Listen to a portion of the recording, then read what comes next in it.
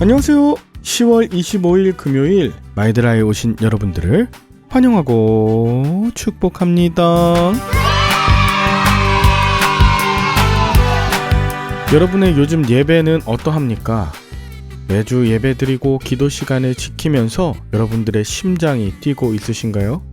어떤 때는 예배드리는 것이 나의 의가 되고 또 매너리즘에 빠지는 경우도 있죠.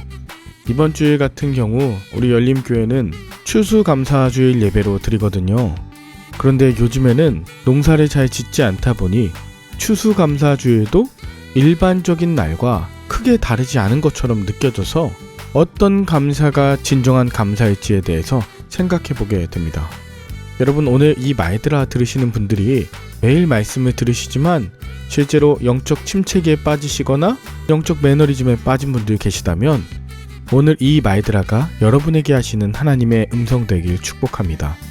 하나님께서 말씀하시는 감사 넘치는 시간 되시길 바라는 마음 담아 오늘의 마이드라를 힘차게 시작해 보도록 하겠습니다. 자, 출발!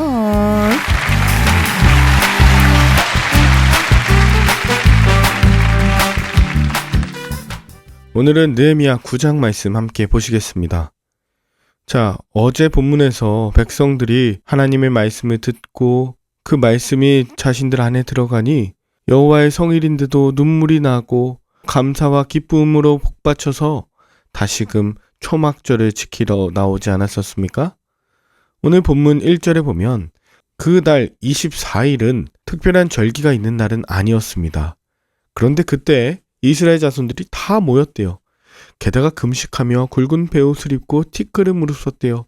이건 생명을 걸고 기도하겠다 혹은 나라를 잃었을 때에 이렇게 하는 겁니다.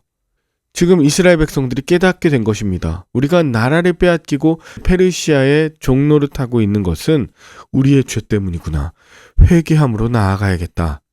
그래서 2절 모든 이방 사람들과 절교하고 서서 자기의 죄와 조상들의 허물을 자복합니다. 3절에 보면 낮에 4분의 1, 즉 3시간 정도는 하나님의 율법책을 읽고 또 4분의 1은 자신들의 죄를 자백하고 하나님을 경배합니다. 말씀을 먼저 보고 그 기준에 따라서 자신의 죄를 자복하는 것이죠. 그때 4절에 보면 레위 사람들이 단 위에 올라가서 주 하나님께 부르짖고 5절에 보면 또 레위 사람들 한쪽에서는 하나님을 찬양합니다. 그리고 주님의 이름이 너무나 귀하고 또 6절에 보면 주님은 여호와십니다. 하늘과 하늘들의 하늘과 또 모든 별들을 지으셨고 땅 위에 온갖 것 바다 안의 것을 지으신 생명의 주 창조주 하나님이십니다 라고 선언하고 찬양해요. 그리고 하나님께서 그간 아브라함을 택하시고 어떻게 구원하셨는지 또 모세를 택하셔서 어떻게 출애굽을 하셨는지에 대한 구원의 하나님을 찬양하고 있습니다. 10절에 하나님은 이적과 기사를 베푸사 바로와 그의 모든 신하와 그의 나라 온 백성을 치셨는데 그것은 애굽 백성과 바로가 이스라엘 족속들에게 교만하게 행함을 주님께서 아셔서 주님은 홍해를 가르시고 광야길 가운데 구름기둥 불기둥으로 인도하셨다. 또 그들이 말씀 가운데 보호받고 살 수 있도록 시내산에서 율법을 주시고 안식일을 주시면서 그들이 안식할 수 있도록 기준을 마련해 주셨죠. 배고플 때는 만나를 주시고 목마를 때는 반석에서 물을 주셨습니다. 그것이 바로 구원의 하나님의 놀라우신 성품이라는 것을 오늘 본문을 통해 계속 말씀하세요. 그런데 16절부터 그들과 우리 조상들이 교만하고 목을 굳게 하여 주의 명령을 듣지 않았다부터 회개가 시작됩니다. 17절 거역하며 주께서 그들 가운데서 행하신 기사를 기억하지 아니하고 목을 굳게 하며 패역하여 스스로 한 우두머리를 세우고 종되었던 땅으로 돌아가고자 하나님의 마음을 아프게 했죠. 그러나 17절 주께서는 용서하시는 하나님이시라서 은혜로우시고 긍휼히 여기시며 더디 노하시며 인자가 풍부하심으로 이스라엘 백성들을 버리지 않으셨다. 또 18절입니다. 자기들이 위하여 금송아지를 만들고 이것이 출애굽시킨 신이다 라고 하면서 하나님을 크게 모독했지만 19절 주님께서는 주의 크신 긍휼로 그들을 광야에 버리지 아니하셨고 낮에는 구름기둥이 또 밤에는 불기둥이 그들을 떠나지 않고 길을 인도하여 주셨다. 40년 동안 부족함이 없게 하시며 옷이 헤어지지 아니하였고 발이 부르트지 않게 하시며 하나님께서는 모든 이방 왕들을 물리쳐 주셔서 결국은 하나님께서 약속하셨던 하늘의 별과 같이 그들 자손을 온전하게 하셨다. 오늘 9장에 있는 이 기도는 굉장히 진솔하면서도 또 겸손한 기도입니다. 28절 하반절에 보면 주님께 부르짖었을 때 주님이 하늘에서 들으시고 여러 번 주의 긍휼로 건져내시고 29절 다시 주의 율법을 복종하게 하시려고 그들에게 경계하셨으나 그들이 교만하여 주의 계명을 듣지 아니하며 목을 굳게 하여 듣지 않았다. 30절 그러나 주님은 그들을 여러 해 동안 참으셨고 주의 선지자들을 통하여서 주의 영으로 그들을 경계하셨지만 그들은 듣지 않았다. 그것이 반복되고 현재 이스라엘이 당하고 있는 페르시아의 압제 역시 우리가 하나님 앞에 범죄하였구나. 그것을 깨닫게 된 것이죠.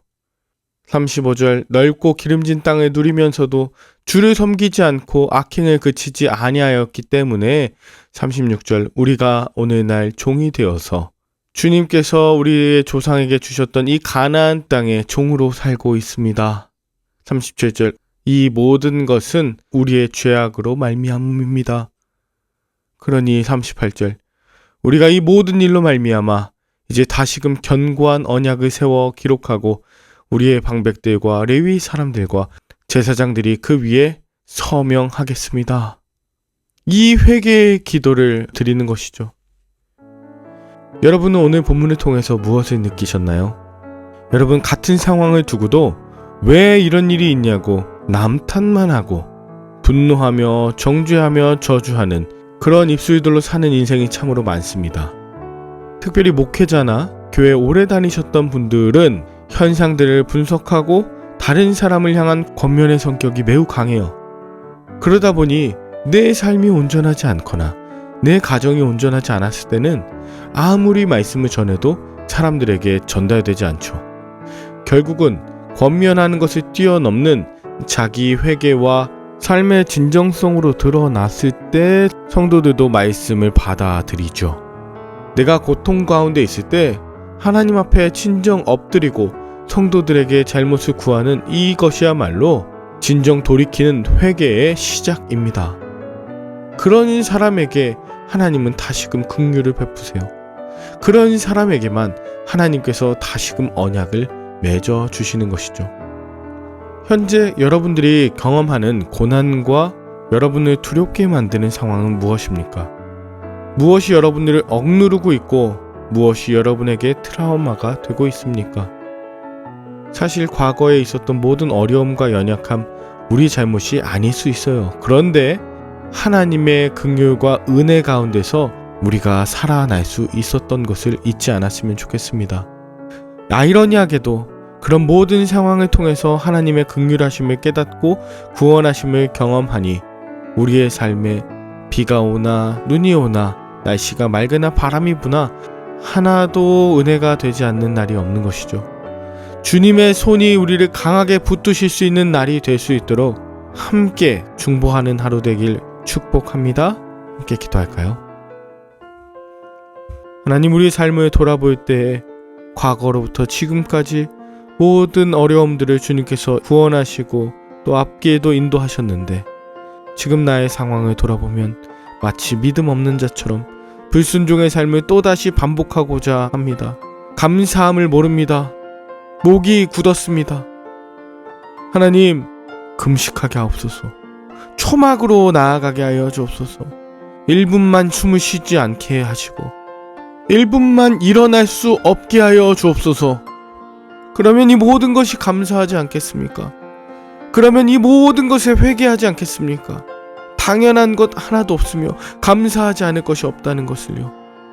하나님, 우리의 모든 숨이 끊어지는 그 순간까지, 아니 그 이후까지도 우리의 주인이 되어주시고 우리의 삶을 다스려 주시옵소서. 흑암과 고통 중에 있을 때에도 부르짖는 소리를 들으사 하나님의 크고 위대하신 팔로 건져내어 주시옵소서. 이 나라 민족을 불쌍히 여겨 주시옵소서. 우리가 그런 느헤미야가 되길 원합니다.